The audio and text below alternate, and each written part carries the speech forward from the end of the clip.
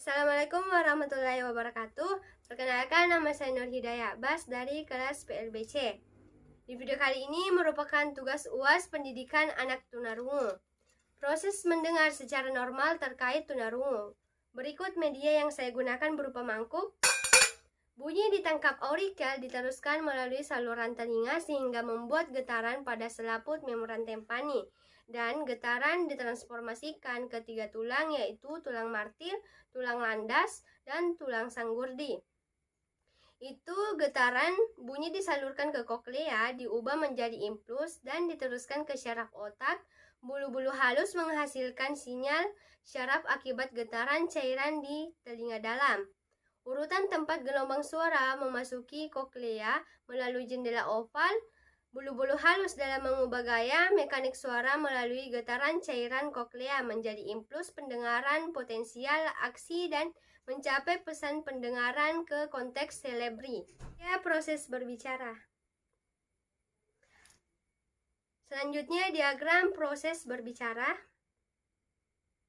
Telinga mendapatkan gelombang suara diteruskan ke syaraf diantar menuju ke otak broca, pusat area motorik yang menghantarkan produksi suara baik dan jelas. Diteruskan oleh syaraf menuju pita suara dibantu paru-paru dan otot. Otot laring menghasilkan keseimbangan getaran menuju area pita suara, mulut, lidah, dan langit-langit. Proses berbicara, baik secara normal bagi anak tunarungu memperoleh bahasa berawal dari adanya pengalaman atau situasi dalam berbicara. Proses berbicara berakhir pada pendengaran.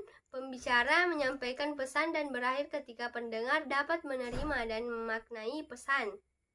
Proses bahasa anak tunarungu diberikan melalui layanan khusus, menekankan pada percakapan seperti halnya mendengarkan, memperoleh bahasa dengan memperhatikan sensorik anak, kurang dengar menggunakan alat bantu, menghubungkan lambang bunyi bahasa melalui audiometri.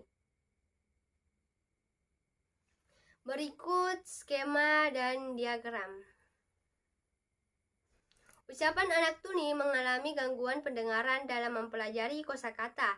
Tentang bahasa, anak tunarungu tidak dapat mendengarkan ucapan sendiri. Ucapan tunarungu sulit dipahami karena mereka menghilangkan suara pelan. Anak tunarungu saat mengucapkan suatu bernada tinggi secara tidak normal akibat gangguan pendengarannya. Prestasi akademik, anak tunarungu mengalami kesulitan dengan sebuah bidang prestasi akademik, terutama membaca dan matematika.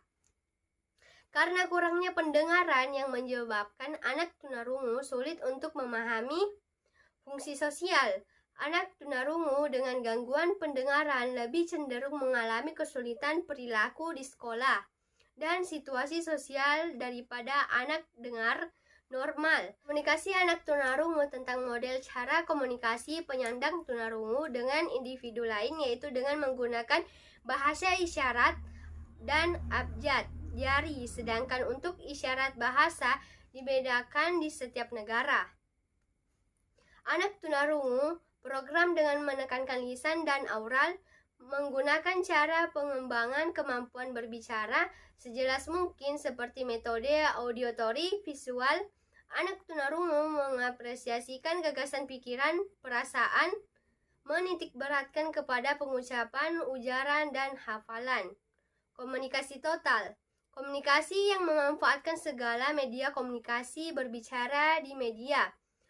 Komunikasi untuk meningkatkan keterampilan bahasa, pendidikan, serta model komunikasi. Bisindo, bahasa yang berkembang di Indonesia sejak Indonesia belum merdeka. Bisindo dianggap sebagai bahasa yang lebih mudah dan mengikuti budaya tuli, di mana anak tuli atau anak tunarungu lebih paham menggunakan bisindo. Canda, CB adalah media komunikasi yang bersifat nasional, yaitu membuat sistem isyarat kepentingan komunikasi sesuai kaum tunarungu. CB merupakan bahasa yang kebanyakan orang tuli tidak mengerti karena konsepnya berbeda dengan bisindo. Bilingual kultural adalah dasar yang kuat dalam berbahasa. Pertama, dapat melakukan keterampilan terkait keaksaraan mereka, menekankan bahasa isyarat tubuh, dan menanamkan hasil percaya anak tunarungu untuk membantu menjadi orang yang lebih dewasa. Sekian video dari saya. Assalamualaikum warahmatullahi wabarakatuh.